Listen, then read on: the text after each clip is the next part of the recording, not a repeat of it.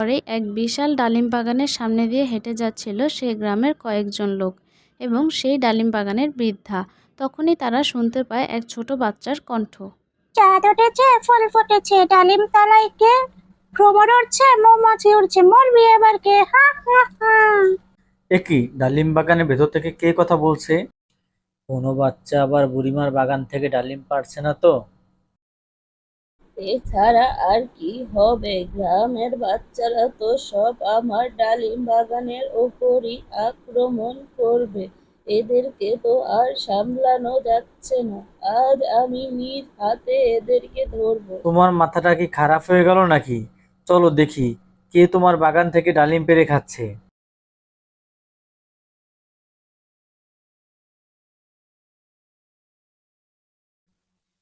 হি হি হি। আমার বাগানে তোমরা কেন এসেছো? ডালিম খেতে এসেছো নাকি মরতে এসেছো? খাবে ডালিম, রক্তবর্ণ ডালিম। হা হা হা।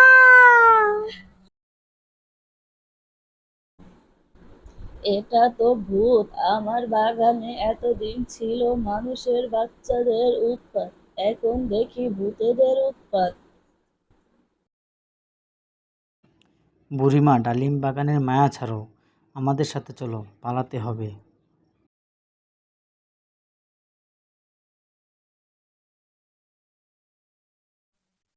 মা বাবা, আমি তোমাদের কাছে যাব, কিছু ভালো লাগে না। সে গ্রামের একটি মেয়ে মিনা ওর শহরের খালাতো বোন টিনাকে নিয়ে ডালিম বাগানের পথ দিয়েই হেঁটে যাচ্ছিল। তখন হঠাৎ টিনা বুড়িমার ডালিম গাছটি দেখতে পায়।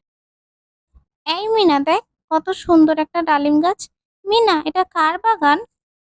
এই বাগানে বুড়িমার বাগান, তোর ওখানে যেতে হবে না। কেন? কত সুন্দর লাল লাল ডালিম ঝুলে আছে। জানিস তো, ডালিম খেতে আমার খুব ভালো লাগে। চল না বুড়িমায়ের গাছ থেকে কিছু ডালিম পেড়ে নিয়ে আসি। শোন টিনা, মরতে না চাইলে আমার সাথে চল। দেখ মিনা, আমি তোদের গ্রামে ঘুরতে আসছি মানে আমি তোকে যা বলবো তুই তাই শুনবি।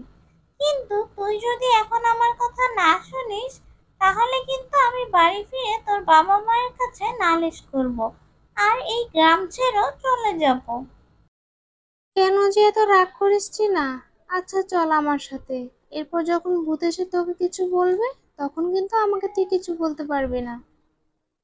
কিসের ভূত? ওইসব তোর মনের ভুল ধারণা। এবার চল আমার সাথে।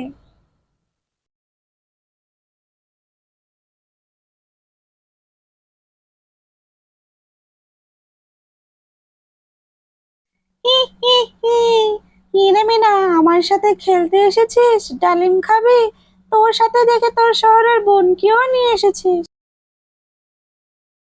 পালা টিনা পালা, বাঁচতে চাইলে এখান থেকে পালা। এই মিনা, এইসব কি? আমি তো নিজের চোখকে বিশ্বাস করতে পারছি না।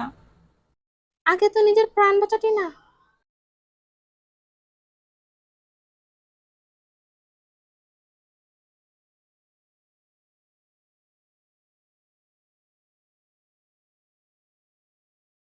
হি হি হি।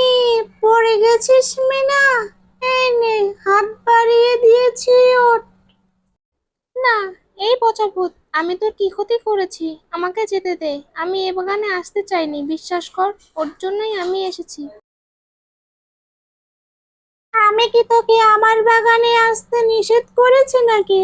ওঠ এখন, আমি তোর সাথে খেলবো। হি হি হি। মিনাকে যেভাবেই হোক ওখান থেকে উদ্ধার করতে হবে, কিন্তু ওই ভূতটার থেকে ওকে কিভাবে বাঁচাবো? কি করব? টিনার কাছে কিছু অজানা শক্তি ছিল। তখন টিনা ওর সামনে গিয়ে আবার সেই হাতটি ধরতেই ভূত বলা শুরু করলো।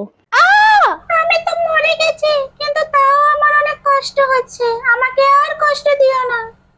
চল মিনা, এখান থেকে পালাই।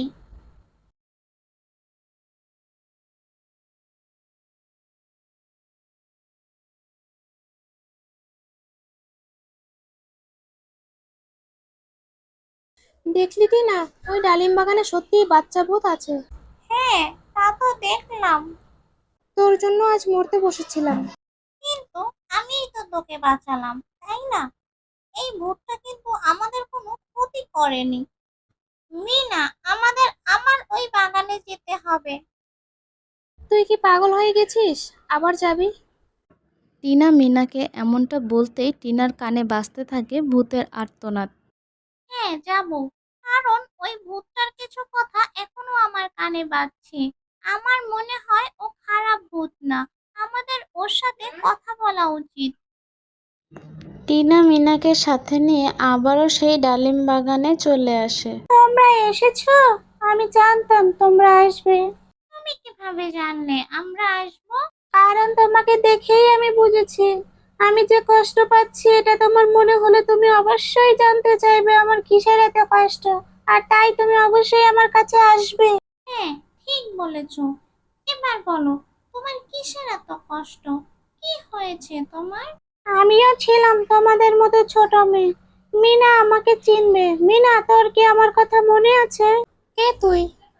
কে রে, আমার ডালিম বাগানে আবার কে এসেছে? বুড়িমা আসছে, আমাদের এখনই এখান থেকে পালাতে হবে। পালাতে হবে কেন?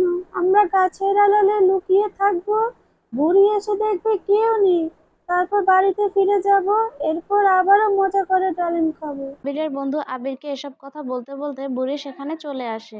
ডালিম চোরের দল, তোরা এখনো আমার গাছের ডালিম চুরি করে খাস? বুড়িমা, ডালিমই তো খেয়েছি একটু, এমন করছো কেন? তাছাড়া এই ডালিম তো তুমি নিজেও খাও না, আর বিক্রিও করো না। আমরা একটু খেলে কি হয়?